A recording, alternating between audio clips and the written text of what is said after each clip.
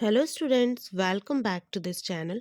देखिए स्टूडेंट्स, यहाँ पे आपके सामने है क्लास 10th का एक सैम्पल क्वेश्चन पेपर जो कि आपकी प्रैक्टिस के लिए बनाया गया है। और इस क्वेश्चन पेपर में जो भी क्वेश्चंस है वो मोस्ट इम्पॉर्टेंट है। तो ये जो मोस्ट इम्पॉर्टेंट क्वेश्चंस हैं, इन क्वेश्चंस को आपके सिलेबस के ही अकॉर्डिंग रखा गया है, जो कि आपका हाफ ईयरली का सिलेबस है और कल के एग्ज़ाम में आने वाला है। तो चलिए, यहाँ पे जो जो क्वेश्चन मैं आपको बताने वाली हूँ वो इम्पॉर्टेंट है, इसलिए आपको उनको छोड़ के नहीं जाना है। तो हम यहाँ पे शुरू करते हैं ऑब्जेक्टिव टाइप क्वेश्चन से। तो वीडियो में एंड तक बने रहिए, वीडियो को ज़्यादा से ज़्यादा लाइक करें और साथ में शेयर ज़रूर करें।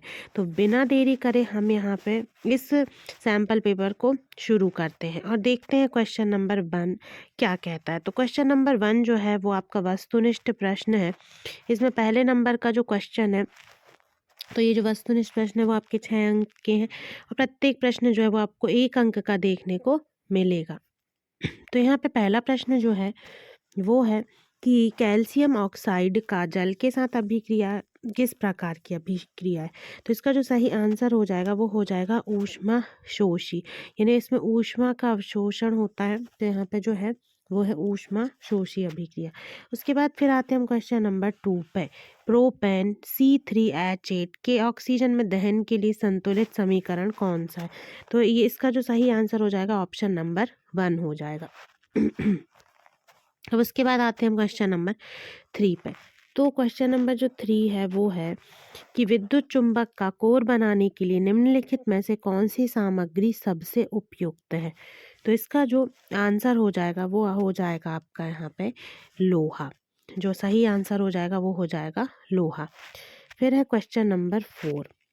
उदासीनता अभिक्रिया अम्ल एक क्षार के साथ अभिक्रिया करके उत्पाद बनाता है। तो उदासीन अभिक्रिया जो है उसके बारे में पूछा है। तो यहाँ पे जो उत्पाद बनता है वो बनता है लवण और जल।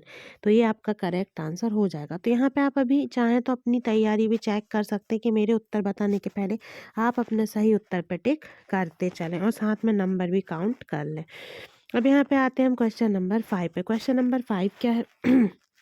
क्वेश्चन नंबर 5 है, विद्युत ऊर्जा को यांत्रिक ऊर्जा में परिवर्तित करने वाला उपकरण कौन सा है। तो यहाँ पे सही आंसर हो जाएगा इसका मोटर।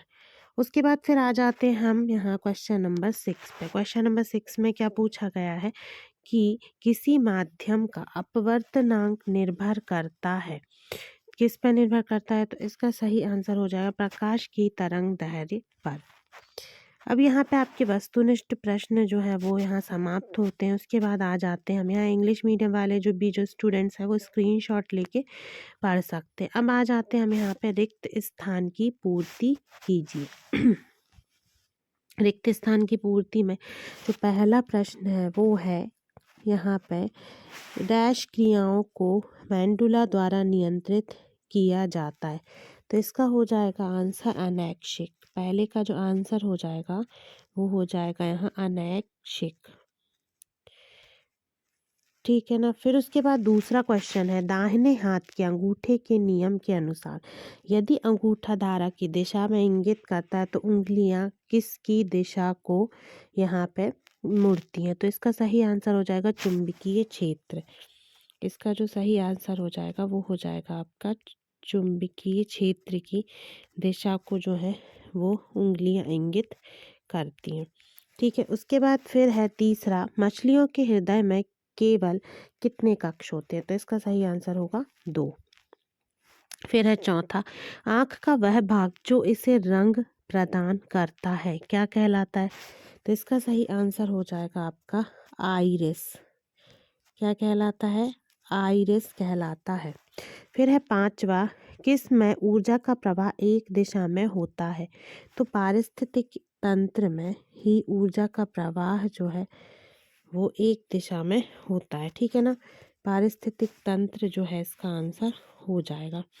ठीक है। तो यहाँ पे पारिस्थितिक तंत्र आपको पारिस्थितिकी या पारिस्थितिक तंत्र। ठीक है। उसके बाद फिर आते हैं हम प्रश्न क्रमांक 6 पे। जब कोई अम्ल धातु के साथ अभिक्रिया करता है तो कौन सी गैस उत्पन्न होती है। तो हाइड्रोजन H2 गैस उत्पन्न होती है।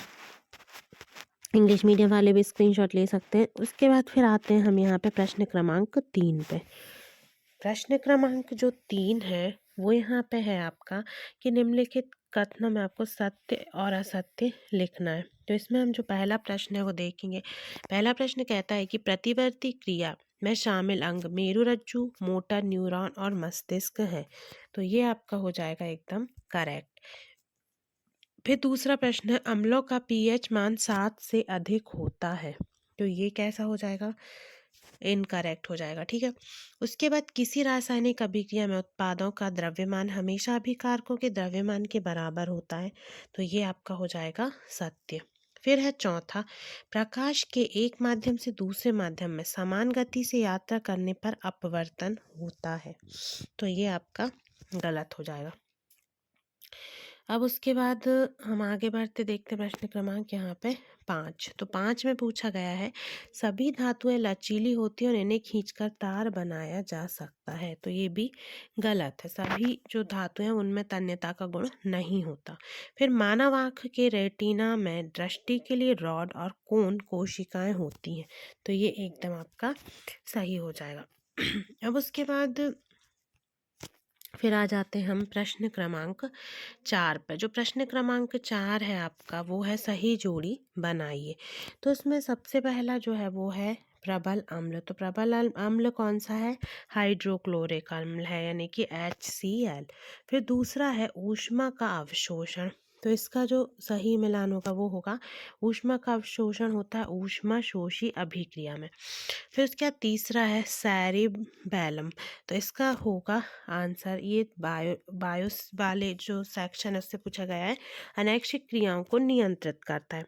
फिर है DNA। तो DNA जो है वो हो जाएगा आपका यहाँ एक जीन। ठीक है। फिर उसके बाद है मेंडल। तो मेंडल जो है वो होंगे, उनने दिए थे अनुवांशिकता के नियम। फिर है AQ, प्रतीक है। तो AQ जो है वो है पदार्थ पानी में घुल सकता है, उसका प्रतीक है। तो यहाँ पे जो सही जोड़ी है वो आपकी कंप्लीट हो गई है।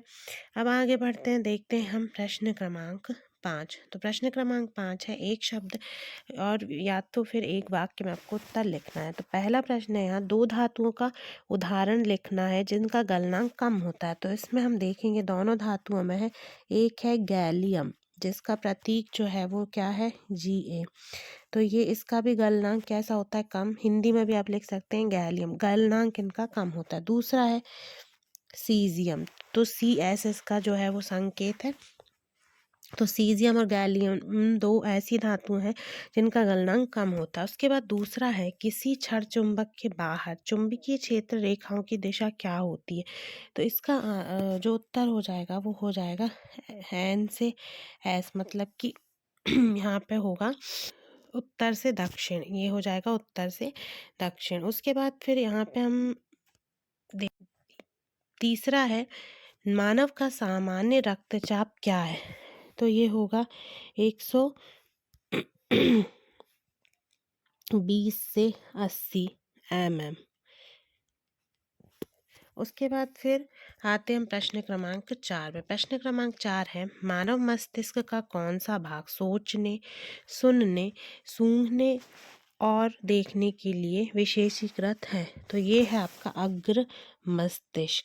अग्र मस्तिष्क जो है वो इन सब क्रियाओं को करने के लिए यहाँ पे विशेषीकृत है। ठीक है। फिर उसके बाद आ जाते हम प्रश्न क्रमांक 5 पे। मायोपिया निकट दृष्टि दोष को ठीक करने के लिए कौन सा लेंस उपयोग में लाया जाता है? तो इसका उत्तर हो जाएगा अवतल लेंस। अवतल लेंस का उपयोग किया जाता है निकट दृष्टि दोष में।